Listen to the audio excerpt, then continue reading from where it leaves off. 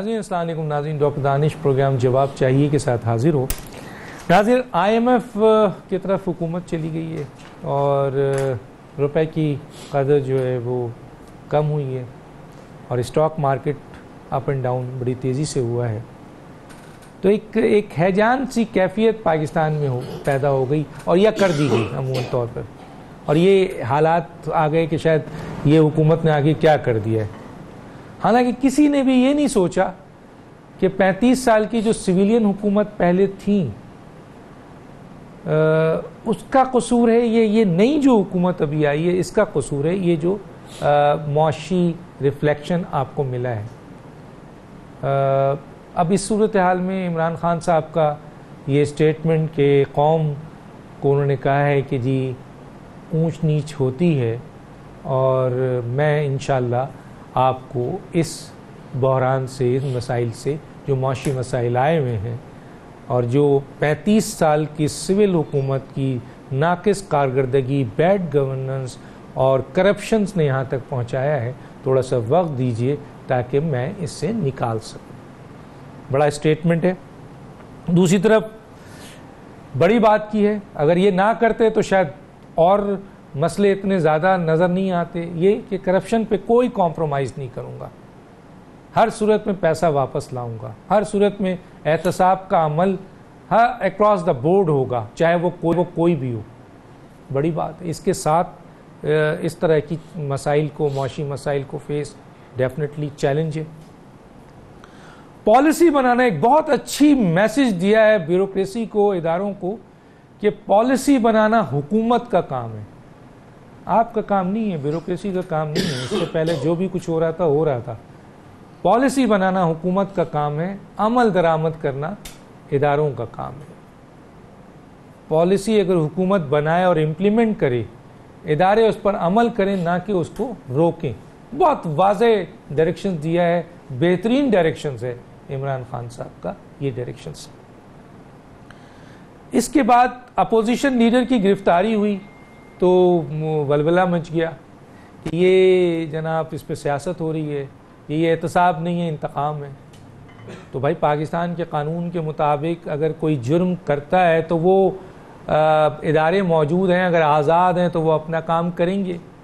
तो ये जो शोर मच गया है कि जी अपोजिशन लीडर को गिरफ्तार किया गया है तो ये इंतकामी कार्रवाई है, फला है। माजी में नून लीग की हुकूमत ने भी मोहतरमा बेनज़ीर भुट्टो साहिबा को, आसिफ अली जरदारी साहब का सख्त एहतसाब किया, और जब उस वक्त पीपल्स पार्टी ने जब इस पर एहतजाज किया तो उन्होंने एहतजाज के ऊपर कहा कि आप कोर्ट से रिजू करें, अदालत से रिजू करें, और वो अदालत से रिलीफ लेके आए।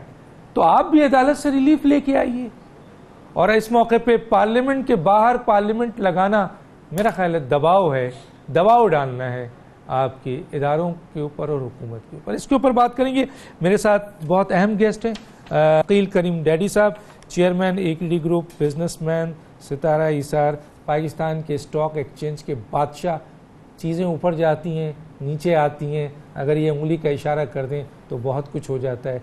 हमारे साथ हैं, आपका बहुत शुक्रिया सर, आपने ज्वाइन किया। एजाजुल हक साहब सरबराह है पाकिस्तान मुस्लिम ज़िया के, बड़े सीनियर पॉलिटिशियंस हैं, मौशी हालात को भी समझते हैं, सियासी हालात को भी समझते हैं, नून लीग के साथ भी रहे हैं, आजकल इंडिपेंडेंट है। आपका भी बहुत शुक्रिया। सेनेटर अनवर बेग साहब तज़ियाकार, आपका भी बहुत शुक्रिया है क्योंकि अब आप एक तज़ियाकार के तौर पर हैं, हालांकि PMLN के साथ भी आप रहे, पीपल्स पार्टी के साथ भी रहे, तो दोनों की सियासी कैफियत को बहुत कुछ समझते हैं और जो मौजूदा हाल है फाइनेंस के हवाले से आपकी बड़ी निगाह है, तो हम इस पर भी बात करेंगे। सबसे पहले आता हूँ मैं AKD साहब की तरफ आता हूँ कि AKD साहब IMF की तरफ जाना पड़ गया, रुपए की कदर गिर गई, स्टॉक एक्सचेंज में बड़ी तब्दीली है। इमरान खान साहब कहते हैं कि अभी हमें 45 दिन हुआ है और बरसों की करप्शंस है, बरसों की बैड गवर्नेंस है, लेकिन वक्त दिया जाए इंशाल्लाह हम निकालेंगे। तो ये जो चीज़ें हुई हैं जिसमें रुपए नीचे गिरा है, IMF की तरफ गए हैं और स्टॉक एक्सचेंज, कैसे देखते हैं आप? देखें, इमरान खान साहब ने जो कहा कि जो हम करने जा रहे हैं, नो डाउट वो टफ है, लेकिन वो आप किस लिए कर रहे हैं? आप अपने मुल्क के लिए कर रहे हैं ना। आप भी फ्रेंडली बजट दे देते, दूसरों की तरह आप भी मुल्क के डेफिसिट बढ़ा देते, दूसरों की तरह आप भी लोन ले लेते और सबको खुश रखते, मुल्क अंदर चला जाता। देखिए, आपको डिसीजन लेना है, आपको $9 बिलियन की रीपेमेंट करनी है, आप $8 बिलियन लेने के लिए लोन आपने अप्लाई किया है, तो आप इसको कहते हैं आम आवाम में बिजनेसमैन हर दूसरे दिन रीशेड्यूलिंग करता है, तो ये जस्ट लाइक ए रीशेड्यूलिंग है कि पैसा ले रहे आगे पे कर रहे हैं, उसमें कोई वो एक्सपेंडिचर के लिए नहीं ले रहे। आप इस वक्त पाकिस्तान की तारीख का सबसे बड़ा फिस्कल डेफिसिट आपके ऊपर इस वक्त खड़ा हुआ है। आपके लोन आप देखें, आप मुझे बताएं कि आप अगर इंपोर्ट कम नहीं करेंगे, ट्रेड डेफिसिट आपका बहुत बढ़ गया है। तो ये जो डिसीजन आप ले रहे हैं, आपने इंटरेस्ट रेट बढ़ाया, आपने यूटिलिटी की प्राइस बढ़ाई, आपने रुपी डिवैल्यू किया, ये सारे डिसीजन आपकी इंपोर्ट को किल करेंगे। क्योंकि हमारी एक्सपेंडिंग इस वक्त अगर हम कम नहीं करेंगे और खुदा ना ख्वास अल्लाह ना करे यहां से आपका डेफिसिट बढ़ता है, तो फिर आगे मुश्किलात ज्यादा आ जाएंगी। दुनिया में आप जाके देखें कि दुनिया में हालात क्या है इस वक्त। मैं समझता हूं कि इतनी बड़ी डेट के बाद पाकिस्तान इस वक्त काफी अच्छी पोजीशन में है। और ये जो डिसीजन हम ले रहे हैं, सब्सिडी, मैं कहता हूं इनको सारी सब्सिडी खत्म करनी चाहिए। रज़ाक दाऊद साहब कल आए थे फेडरेशन में, उन्होंने माशाअल्लाह बहुत जबरदस्त स्पीच की है, हर आदमी के सवाल का उन्होंने जवाब दिया। उन्होंने कहा हम लोकल इंडस्ट्री को तहफ़्फ़ुज़ देंगे, हर सूरत में देंगे, किसी सूरत में इनको मरने नहीं देंगे। एक्सपोर्ट ओरिएंटेड आइटम को हम सपोर्ट करेंगे, लेकिन हम इंपोर्ट को किल करने की कोशिश करेंगे, अदरवाइज हमारा पहिया रुक जाएगा। तो इस वक्त उन्होंने पिक एंड चूज भी किया, 5 बड़े, जैसे लेदर है, टेक्सटाइल है, स्पेशली उनको हम ज्यादा वो करेंगे। तो ये सारे देखिए, ये जितनी है ना, ये एक्सपोर्ट ओरिएंटेड है। और इन्होंने कहा हम आउट ऑफ वे जाके सपोर्ट करेंगे। यूटिलिटी की प्राइस बढ़ाई है, लेकिन इनके लिए नहीं। तो ये मैं समझता हूं अच्छे इकदाम है। हमें अपनी स्पेंडिंग कम करनी होगी। अगर स्पेंडिंग नहीं कम करेंगे, इंपोर्ट बढ़ेगी, तो मुल्क आगे चल नहीं सकता। मैं ये कहता हूं कि हमें इसको अप्रिशिएट ये करना चाहिए कि यार इतने टफ डिसीजन उन्होंने 2 महीने में ले लिए, तो उनको हम अप्रिशिएट करेंगे। मैं तो ये कहता हूं कि इन्होंने डिसीजन डिले किया है, ये 15 दिन पहले, महीना दिन पहले लेते ये ज्यादा अच्छा होता। मैं सिर्फ ये कहता हूं कि यार ये जो डिसीजन हो रहे हैं, ये मुल्क के लिए हो रहे हैं।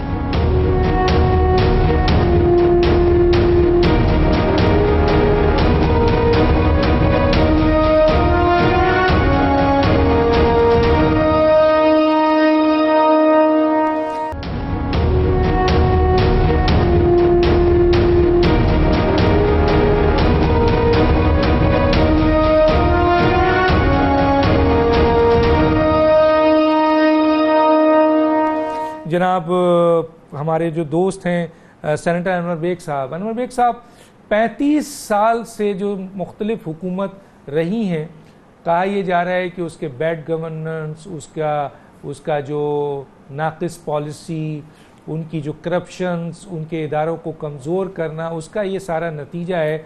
और अगर 45 दिन इस हुकूमत का निकाल दें, तो आपको पता है कि हुकूमत, जो पिछली हुकूमत के आखिरी दिन थे, वहाँ पे मईशत कहाँ खड़ी थी।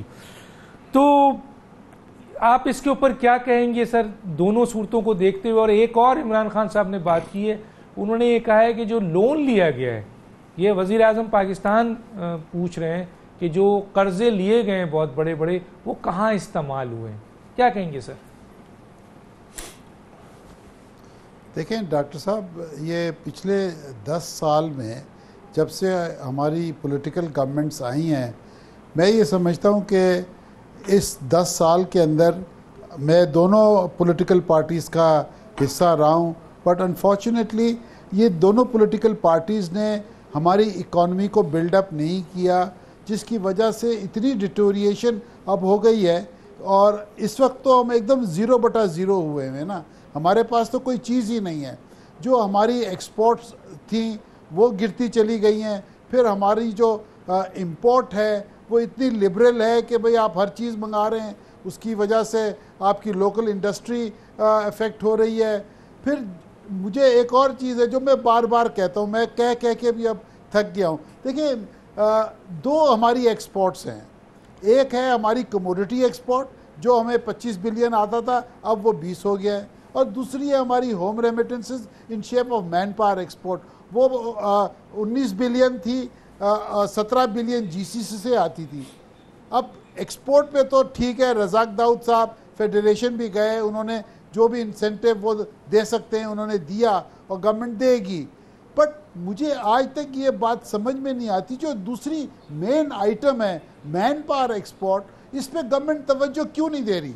ना पीपल्स पार्टी ने दी, ना नून लीग ने दी। मैंने खुद जरदारी साहब को भी ब्रीफिंग दी, मियाँ नवाज शरीफ साहब को भी ब्रीफिंग दी, मियाँ शहबाज शरीफ साहब को ब्रीफिंग दी। मेरी समझ में नहीं आता कि हमारे हुक्मरान इतने शाय क्यों हैं। इमरान साहब ने कल परसों कहा, प्राइम मिनिस्टर साहब ने, कि हम कोशिश कर रहे हैं कि जी सऊदी अरेबिया और यूएई कुछ पैसे पार्क कर दे स्टेट बैंक के अंदर। अरे भाई, पैसे मत पार्क करें, वो तो एक भीख मांगने वाली बात है। उनसे कहें कि जी हमारी ये कमोडिटी है मैन पावर एक्सपोर्ट, हमारा जो एम्प्लॉयमेंट कोटा है उसको आप बढ़ाएं। मैं आपको यकीन से कहता हूं, 100% यकीन से कहता हूं, एक साल में हमारे ये पाकिस्तानी इतने मेहनती हैं कि अगर ये जाएंगे डबल, अगर हमारी ये मैन पावर एक्सपोर्ट हो गई, हमें आईएमएफ की जरूरत पड़ेगी नहीं। आपके पास कम से कम 30 से 35 बिलियन डॉलर साल का आ सकता है। मेरी समझ में, दिमाग में मेरी नहीं आती ये लोग इस तरफ क्यों नहीं आते। और दूसरी बात, जो लोकल हमारी प्रॉब्लम्स हैं, मैं ये समझता हूँ इमरान साहब को, प्राइम मिनिस्टर साहब को, नैब को यानी पूरा रिस्ट्रक्चर करवाना पड़ेगा। यहाँ पे कानून बदलें, वहाँ पे प्रोफेशनल रखें, वहाँ प्रोफेशनल नहीं है। मैं ये समझता हूँ कि एक तो नैब को हमें इसके कानून बदलने चाहिए, और दूसरा कर रहे हैं सर, कर रहे हैं, कानून साजी हो रही है। कल फरोग नसीम साहब से बात हुई थी इस मुल्क के अंदर। कल, यस सर, कल फरोग नसीम साहब का मैंने इंटरव्यू लिया था, उसमें फरोग नसीम जो लॉ मिनिस्टर हैं, उन्होंने इस बात का सामने इंदहा किया कि नैब के कवानीन में वो पॉजिटिव तब्दीली ला रहे हैं, जिससे मजीद नैब स्ट्रेंथन हो, मजबूत हो, और थोड़ा सा रिलीफ बिजनेसमैन को दे रहे हैं। देखें जब आ जाएगा तो बात करेंगे। एजाजुल हक साहब, आप माशाल्लाह पुरानी हुकूमत में रहे हैं, और इस वक्त ये 45 दिन की नई हुकूमत है। जो चैलेंजेस आप देख रहे हैं अभी, ख़ास तौर पे रुपए की डिवैल्यूएशन है, आईएमएफ की तरफ जाना है, और जो स्टॉक मार्केट है अप एंड डाउन हुआ है, ये आप समझते हैं कि क्या ये इस मौजूदा हुकूमत इसकी ज़िम्मेदार है, या पिछली जो 10 साल हुकूमत वो ज़िम्मेदार थी, ये फेस इनको करना पड़ रहा है? क्या कहेंगे? डॉक्टर साहब देखें, जिम्मेदारी तो पिछली हुकूमतों पर ही आती है कि उन्होंने आपको एक लोन बेस्ड इकॉनमी बना दिया। उन्होंने जो एनर्जी क्राइसिस थी उसको रिजॉल्व नहीं कर सके सही तरीके से, जिसकी वजह से हमारी इंडस्ट्री जो है, एक्सपोर्ट ओरिएंटेड इंडस्ट्री जो है, उसको बहुत सख्त मुश्किलात का सामना करना पड़ा। और हमारी एक्सपोर्ट्स का ये हाल हो गया कि गैप इतना ज़्यादा बढ़ गया है, 30-35 बिलियन डॉलर का बिटवीन एक्सपोर्ट्स और इंपोर्ट्स के। ये कभी भी पाकिस्तान की तारीख में इतना बड़ा एक्सपोर्ट, मुझे याद है कि जब 80s के अंदर और अर्ली 90s के अंदर हमारा अगर 2 बिलियन या 4 बिलियन का एक्सपोर्ट्स और इंपोर्ट्स का जो है वो गैप होता था, जिसको आप छोटे मोटे लोन लेकर पूरा कर सकते थे। अब जब इतना बड़ा आपका गैप आ गया है, तो आईएमएफ ने, तो लाजमी बात है आपके पास और कोई चॉइस ही नहीं है आईएमएफ के पास जाने के अलावा। दूसरी चॉइस आपके पास थी चाइना के पास जाने के। चाइना के पास गए, आपने सीपैक लेकर आए, आपको 40-45 बिलियन डॉलर का वहां से एक एग्रीमेंट आपने साइन किया, लेकिन वो भी एक लोन है जो कि आपने इवेंचुअली वापस करना है। अब उस लोन को आपने कैसे यूटिलाइज किया है, क्या जो आपने वो प्रोजेक्ट्स आपने लगाए हैं वो इकोनॉमिकल हैं कि नहीं इकोनॉमिकल हैं, क्योंकि वो भी लोन आपको वापस करना पड़ेगा। मैं याद करवाता जाऊं यहाँ पर कि श्रीलंका ने जब पोर्ट बनाया था, जिसको चाइना ने ही बनाया था, और जब वो इंस्टॉलमेंट्स अपनी पे नहीं कर सके तो चाइना ने उस पोर्ट को टेक ओवर कर लिया, और अगले 99 ईयर्स में वो उसको खुद चलाकर और उससे कमाई करके अपने पैसे वापस लेंगे और फिर यहाँ भरेंगे। अब ये जो डिवैल्यूएशन है जो रुपये की है, ये आईएमएफ की कंडीशन है। हमें देखें, झूठ नहीं बोलना चाहिए। हमें पार्लियामेंट के सामने, हमें अपनी कमेटीज के सामने, हमें अपनी कौम के सामने हमें बताना चाहिए भाई कि आईएमएफ की ये कंडीशन है। जिस तरह के इसाक डार साहब को अब सब कह रहे हैं जनाब के उन्होंने मुझे याद है कि पिछली दफा जब वो हुकूमत में वो गए थे IMF से नेगोशिएट करने, तो उन्होंने 8-10 रुपए डिवैल्यू करने के लिए कहा था रुपये को, तो वो मीटिंग से उठकर आ गए थे वहां से। उन्होंने कहा कि नहीं, हम डिवैल्यू नहीं करेंगे, क्योंकि इस गैप को भी आपको फिल करना है, और दूसरा रुपये को डिवैल्यू करके अगर तो आप अपनी एक्सपोर्ट्स बढ़ा सकें इस लेवल तक कि आप उस गैप को कम कर सकें, फिर तो बात ठीक है। आप कहें यार कि हम डिवैल्यू कर रहे हैं, हमारी एक्सपोर्ट जो है 10 बिलियन या 15 बिलियन डॉलर्स बढ़ जाएंगी, तो हमारा जो गैप है ये कम हो जाएगा। लेकिन इस वक्त जो गैप इतना बड़ा है, रुपये की devaluation is not an answer. रुपये की डिवैल्यूएशन से आप महंगाई को और बढ़ा रहे हैं, इन्फ्लेशन आपकी और बढ़ेगी, सारा बोझ जो है वो गरीब अवाम के ऊपर आएगा। या तो फिर आप अब ये भी नहीं कर सकते आप, क्योंकि आपने WTO के साथ एग्रीमेंट्स वगैरह साइन किए हैं कि आप कहें जनाब कि हमने ये लग्जरी आइटम्स जो हैं इनकी इंपोर्ट बंद कर देनी है, या हमने कुछ आइटम्स जो हैं उनकी इंपोर्ट्स बंद कर देनी। वो तो अब आप कर नहीं सकते, क्योंकि आपको इंपोर्ट्स खोलनी है। हाँ, आप ड्यूटीज बढ़ा सकते हैं, कम कर सकते हैं। तो ये फैसले लॉन्ग टर्म फैसले होते हैं, शॉर्ट टर्म फैसले नहीं होते। इस वक्त हुकूमत जो थी वो कैच 22 की पोजीशन में थी कि उनके पास सारा बोझ उनके ऊपर आ गया, 45 दिन के अंदर अंदर आ गया। उन्होंने IMF के पास, IMF ने कहा जी आप रुपये को डिवैल्यू करें। वो आज से नहीं कह रहे, कई सालों से ये कह रहे हैं। और फिर ये जो आपने शुरू में कहा ना कि बड़ी अच्छी बात की है, जो ब्यूरोक्रेट्स को कहा जी पॉलिसी हम बनाएंगे, चलाना आपने है, ये बातें करने की नहीं होती हैं, ये करके दिखाने की होती हैं। हुकूमत ने ही पॉलिसी बनानी है, लेकिन किस पे इन्हिसार करेंगे पॉलिसी बनाने के लिए? आप माशाल्लाह कैबिनेट देख लें, इस कैबिनेट को आप ये नहीं कह सकते कि ये एक नई कैबिनेट है। इसको आप 2002 से देखते आ रहे होंगे इस कैबिनेट को, और यही चेहरे, वही लोग, कोई इस मिनिस्ट्री में था, कोई इस मिनिस्ट्री के अंदर आ गए। मुझे उम्मीद है इन्होंने बनाने हैं लीडरशिप की चेंज होने। मैं ये कह रहा हूं, नहीं, मैं तो मेरा ख्याल है इस कैबिनेट को डायरेक्शन लीडरशिप देगा, तो हमें थोड़ा सा वेट करना चाहिए। मैं आगे चल के बात करता हूं, मुझे ब्रेक के लिए कहा जा रहा है। नाज़रीन, छोटा सा ब्रेक लेता हूं, फिर वापस आता हूं।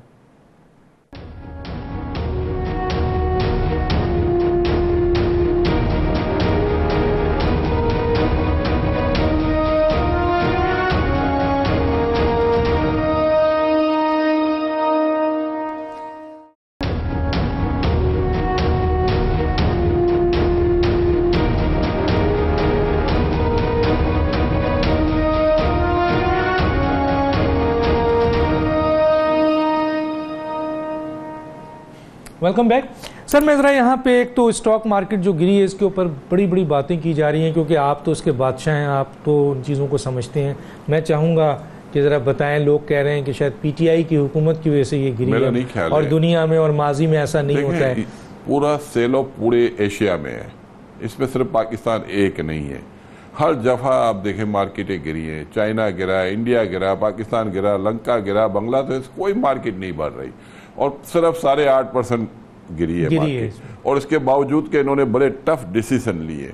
तो मैं समझता हूँ इसको नॉर्मल कह सकते हैं, ये कोई एबनॉर्मल नहीं है। क्लियर है, समझ में आ गया मेरा ख्याल है बहुत से लोगों को। अच्छा सर, हुकूमत का ये फैसला कि इदारे पॉलिसी हुकूमत बनाएंगी और इदारे इसको इम्प्लीमेंट करें, ना कि रुकावट डालें, एक तो ये ज़रा सा मैं चाहूँगा। और दूसरा, जो पिछले दिनों फैसले किए उन्होंने, कई इदारों के अहम रहनुमाओं को उन्होंने टर्मिनेट किया है, इसके ऊपर भी क्वेश्चंस उठ रहे हैं, क्या कहेंगे? मेरा ख्याल है कि पहली दफा पाकिस्तान में पसंद नापसंद पे नहीं किया गया फैसला, उन लोगों को हटाया गया है जो लीगली नहीं बैठ सकते, इलीगल अपॉइंटमेंट थी, तो उनको हटाया गया। इसमें बहुत सारे अच्छे अच्छे नाम हैं।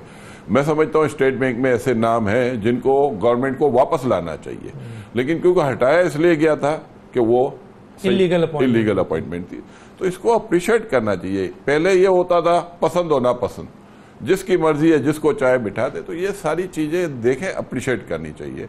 इस वक्त आप ये देखें कि आपका लॉ मिनिस्टर जितना काम कर रहा है, आप खुश होना चाहिए आपको कि भाई एक कानून साजी हो रही है मुल्क में, हर चीजों को 100 साल के कानून को तब्दील कर रहे हैं। तो मैं कहता हूं कि भाई हमें इन सारी चीजों को अप्रिशिएट करना चाहिए।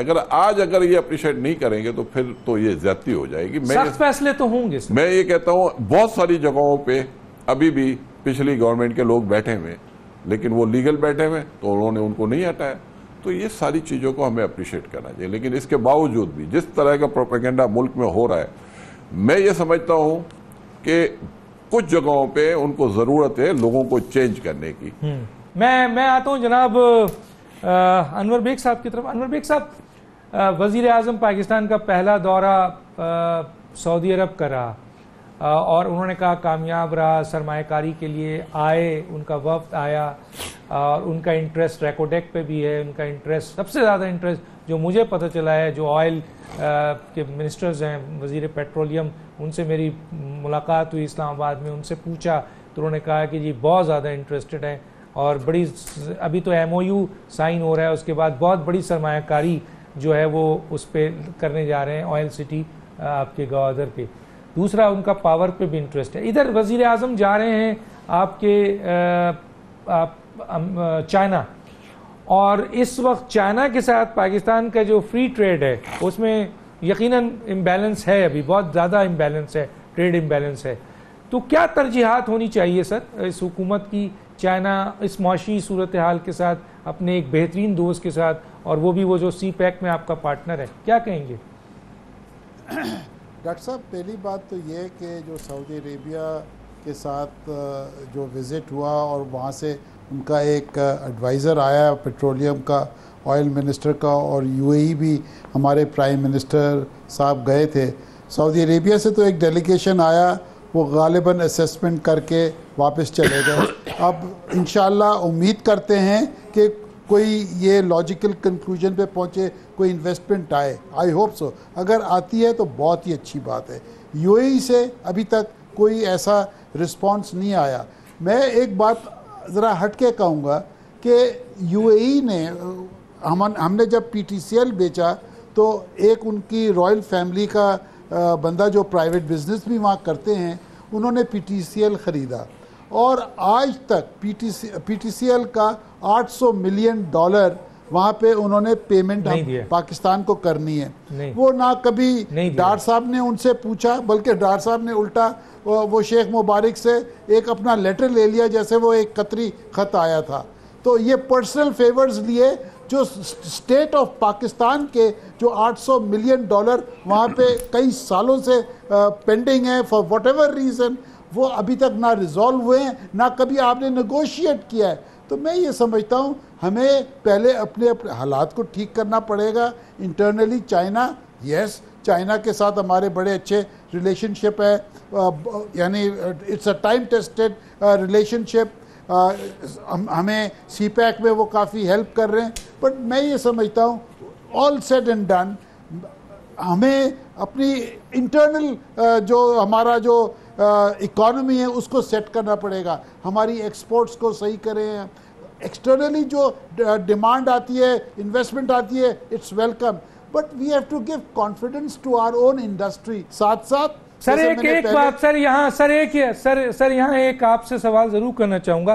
देखिए CPEC के हवाले से जो सबसे इम्पोर्टेंट बात है उसमें 9 इंडस्ट्रियल जोन है जो बनने जा रहा है। यकीनन हुकूमत को चाहिए कि ये 9 जोन में से 5 साल में 5 जोन अगर बना देती है तो उसका बड़ा फायदा मिलेगा, जिसके ऊपर मुझे वो कहा था उन्होंने, क्या नाम है, रज़ाक दाऊद साहब ने मेरे इंटरव्यू में, कि जी हम बिल्कुल इस पे काम करने जा रहे हैं। लेकिन जो एक और चीज़ मैंने उनसे रिक्वेस्ट की थी, आपसे पूछना चाहता हूँ, आपका कमेंट, बड़ी आपकी निगाह है कि सर चाइना और पाकिस्तान का ट्रेड बहुत बड़ा है और इसमें पाकिस्तान और गैप भी बहुत बड़ा है, तो दोनों हुकूमतों को चाहिए कि ये लोकल करेंसी पे ट्रेड करें, ना कि डॉलर पे करें। जो LC खुलती है इसका फ़ायदा होगा। आप क्या कहेंगे इसके ऊपर? सेंट्रल बैंक ऑफ चाइना भी सोच रहा है, स्टेट बैंक ऑफ पाकिस्तान भी सोच रहा है, क्या कहेंगे? देखिए जी, ये जितने इकोनॉमिक इश्यूज़ हैं, मैं ये समझता हूँ कि जो PTI हुकूमत के जो भी इकोनॉमिक एक्सपर्ट्स हैं, जब ये अभी प्राइम मिनिस्टर साहब जाएंगे चाइना, मैं ये समझता हूँ ये सारी चीज़ें वहाँ निटी ग्रिटी में बात करें और हर चीज़ को क्लैरिटी करें, और सो दैट देखिए हमने कॉन्फिडेंस देना है अपने पाकिस्तानी बिजनेसमैन को, क्योंकि इतनी इंपोर्ट हो रही है चाइना से कि हमारी जो लोकल इंडस्ट्री है वो सारी मरी जा रही है। यानी चाइना का product is cheaper than the Pakistani product. तो मैं ये समझता हूँ कि हमें ये अपना ट्रेड बैलेंस को कंट्रोल करना पड़ेगा चाइना के साथ। इस तरीके से तो आपका पूरा मुल्क is flooded with Chinese goods, तो इसको स्टेबलाइज करना पड़ेगा, तरीके से इसको स्ट्रीमलाइन करना पड़ेगा। और सबसे बड़ी बात, पाकिस्तानी बिजनेसमैन को आप ऑन बोर्ड लें। अगर आप चाइना जा रहे हैं, you take some top Pakistani businessman so that वो भी आपको एडवाइस करते रहें। मैं ये समझता हूँ, मेरी एक एडवाइस होगी प्राइम मिनिस्टर इमरान खान साहब को कि आप अपनी एक स्ट्रॉन्ग इकोनॉमिक टीम बनाएं। मुझे इस वक्त ये लगता है कि पीटीआई के पास स्ट्रॉन्ग इकोनॉमिक टीम नहीं एग्जिस्ट कर रही, क्योंकि जो लोग नजर आ रहे हैं, और मैं नहीं समझता कि इनके पास इतनी कैपेबिलिटी है कि ये मुल्क जिस दलदल में फंसा हुआ है ये निकाल सके, उसको निकाल सके। बहुत अच्छा मैसेज है सर, बहुत अच्छा मैसेज है। जी एक सेकंड एक बात मैं और कहना चाहूंगा। देखिए, इमरान साहब ने ड्यूरिंग इलेक्शन रैलीज इतनी कमिटमेंट पब्लिक के साथ कर ली है, इतना हाई होप्स कर लिए हैं without knowing the ground reality. तो मैं ये समझता हूं कि जो इकोनॉमिक टीम है उन्होंने इनको गाइड नहीं किया ड्यूरिंग इलेक्शन रैलीज कि भाई आप किस हद तक कमिटमेंट कर सकते हैं। अब जाना चाहिए आपको, बहुत हाई हो गई है और वो फुलफिल नहीं हो रही। इतना आसान नहीं है। जाहिर है कि क्राइसिस इसीलिए आ रहा है। अगर इन्होंने शैडो काबीना बना ली होती 1 साल पहले तो बहुत कुछ हो जाता। मेरा ख्याल है आपकी बात से सभी मुत्तफिक होंगे। जनाब एजाजुल हक साहब, अपोजिशन लीडर की गिरफ्तारी हुई है, अगर उन्होंने जुर्म किया है तो वो जो कानून के इदारे हैं वो हरकत में आएंगे, उनको गिरफ्तार करेंगे। माजी में इनकी अपनी हुकूमत में बेनज़ीर भुट्टो साहिबा पे, आसिफ अली जरदारी पे केस बना जो अदालत ने रिलीफ दिया। जब उन्होंने कहा कि इंतकाम हो रहा है तो उन्होंने कहा अदालत में जाइए। ये इन्होंने पार्लियामेंट के बाहर जो है पार्लियामेंट लगा ली है, इनको अदालत में जाना चाहिए। वहाँ तो साफ पानी पे, आशियाना पे, पैरागॉन पे, एनर्जी प्रोडक्शंस पे जो एनर्जी के प्रोजेक्ट लगाए गए हैं, बहुत बड़े बड़े केसेस हैं। क्या कहेंगे सर? देखिए, बेसिकली हमारे जो इकोनॉमी की बेस रही है ना, वो कमीशन बेस रही है, और इंसेंटिव ये देखा गया है कि कौन से प्रोजेक्ट्स जल्दी लग सकते हैं और किन में से ज़्यादा कमीशन निकाली जा सकती है, और कौन से प्रोजेक्ट्स जो हैं वो शुरू करते रहो और उनकी कीमत बढ़ाते रहो। इस्लामाबाद इंटरनेशनल एयरपोर्ट एक एग्जांपल है आपके पास, जो कि पिछले दिनों बारिश हुई तो सारा पानी पानी हो गया और उसकी बेस जो है वो गिर गई थी। फिर ये जो प्रोजेक्ट्स लगाए गए हैं कोल के साहिवाल में, इसको कैसे आप जस्टिफाई कर सकते हैं, मुझे समझाएं। दुनिया में कहीं भी कोल के प्रोजेक्ट्स जो हैं वो कोस्ट लाइन के अलावा लगते ही नहीं है। उसका सारा जो ट्रांसपोर्टेशन है, उसका सारा जो लॉजिस्टिक्स है, उसको ये कोई मुल्क भी, पाकिस्तान तो बहुत हम थर्ड वर्ल्ड कंट्री है, कोई बड़े से बड़े मुल्क जो है वो भी जो है वो भी नहीं उसको संभाल सकते। तो दूसरा ये कि नैब की जो हिस्ट्री रही है बड़ी एक्सचेकर्ड रही है, वो कि नैब ने इंतकामी कार्रवाइयाँ की हैं। मतलब आपने देखा कि जिस तरह आपने खुद ही कहा पीपल्स पार्टी के खिलाफ हुआ, फिर उन्होंने नैब ने फिर दूसरे अपने जो अपोजिशन वाले थे उनके खिलाफ इंतकामी कार्रवाइयाँ हुई। और अभी अकील रेड्डी साहब आपके पास बैठकर जो बात इन्होंने की है, बड़ी हैरान कुन बात है कि ये कह रहे हैं कि मैं प्रूफ ला के दे सकता हूँ कि किस तरह आईओएस के जाली साइन हुए, किस तरह से ये मामलात हुए। तो ये सारी इंतकामी कार्रवाइयाँ थी, तो उसी को बेस बनाकर अब वो ये कह रहे हैं जनाब देखें कि माजी में भी ये होता रहा और अब भी यही हो रहा है। लेकिन मैं ये समझता हूँ कि मौजूदा हुकूमत का नैब को ना कोई डायरेक्शन है, ना उन्होंने दिया डायरेक्शन, ना ही मेरे ख्याल में उनका इंटरेस्ट है। और नैब जो है वो मौजूदा चेयरमैन के तहत इंडिपेंडेंटली काम कर रहा है। अब उसमें आप चाहे, और मैं तो ये कहता हूँ, मेरा तो ये मतलब ईमान है कि अक्रॉस द बोर्ड होना चाहिए। और मैं ये कहता हूँ कि क्यों नैब खामोश है उन केसेस में जिन केसेस के प्रूफ मिल चुके हैं कि $60 मिलियन बाहर पड़ा हुआ है। क्या ये आपका एक इतना बड़ा महल जो था आपने बेचा, उसके पैसे किधर गए? मैं समझता हूँ कि हर किसी को अपनी सफाई पेश करनी चाहिए। हर किसी के को अगर पकड़ा गया तो उसको चाहिए तो उसको फेस करें, और पार्लियामेंट के बाहर जो है अदालत में जाए, अदालत में जाए। अब आप देख लें कि माजी में भी लोगों को अदालत भेजा गया। डॉक्टर साहब, ये JIT का जो फैसला था और जिसपे नाअहल करार दिया, और फिर नैब का जो फैसला आया, तो फिर मियां नवाज शरीफ के खिलाफ फिर वो अदालत में गए, अदालत से रजू किया। अथर मनीला साहब और औरंगजेब प्रिंस हमारे जो थे, क्या नाम है उनका, जो दूसरे जज थे, उन्होंने उनको रिलीफ दिया और तो अदालत में जाए, ना कि पार्लियामेंट पे आए। और ये सियासी इंतकाम नहीं है, बल्कि ये एहतसाब है। और ये हुकूमत कह रही है कि करप्शन पे कोई वो नहीं है, क्या नाम है, कॉम्प्रोमाइज। और एहतसाब के जो इदारे हैं वो आज़ाद हैं। मैं यहाँ एक बात करते हुए ब्रेक पे जाऊँगा, फिर दोबारा अपने मेहमानों से एक अहम इशू पे बात करता हूँ, इसी अहम इशू पे कि जनाब शहबाज शरीफ की गिरफ्तारी नैब ने की है, कानून के मुताबिक गिरफ्तारी हुई है। कानून की अगर आप ये समझते हैं कानून के ख़िलाफ़ है तो जाएँ, आप अदालत में जाएँ। यहाँ अपोजिशन में वलवला मचा दिया है। प्रोटेक्शन ऑर्डर रूल्स 108 के तहत जो है उसी सूरत हाल में किसी शख्स को पार्लियामेंट में लाया जा सकता है, ऐसे मुलजिम को या ऐसे आदमी को जिसको नैब ने गिरफ्तार किया है कि कोई अहम इजलास हो रहा हो। यहाँ आपने मसलन जिसको कहिए कि जोर लगाया हुआ है कि जी एक इजलास बुलाया बाहर पार्लियामेंट के और उसके बाद अब अंदर इजलास आ रहा है, प्रोटेक्शन ऑर्डर जारी हो गया है। हालांकि वो सवाबदीद है, ठीक है, डिस्क्रिशन है स्पीकर का, लेकिन रूल्स क्या कहता है 108 कि जनाब अगर इस किस्म का कोई आदमी गिरफ्तार है तो उसको उसी सूरत में असम्बली में लाएं जब कोई वोटिंग हो रही हो, कोई एमरजेंसी का मसला हो। और इधर जो है वो सबसे ज़्यादा खुर्शीद शाह साहब को परेशानी है। खुर्शीद शाह साहब बताएं तो क्या माजी में बेनज़ीर भुट्टो साहिबा और आसिफ अली जरदारी साहब के साथ, उनके अपने लीडर के साथ क्या हुआ और उन्होंने कहाँ से रिलीफ लिया? तो आपको भी अगर परेशानी है तो शहबाज शरीफ साहब के साथ खड़े होकर कोर्ट चले जाएं और वहाँ से रिलीफ लेके आ जाएं। और अगर इस तरह शोर मचाएंगे तो फिर आवाम क्या समझेगी? खुर्शीद शाह साहब बहुत अक्लमंद है आवाम कि वो समझते हैं कि शोर क्यों मचाया जा रहा है। एक छोटा सा ब्रेक पे वापस आते हैं।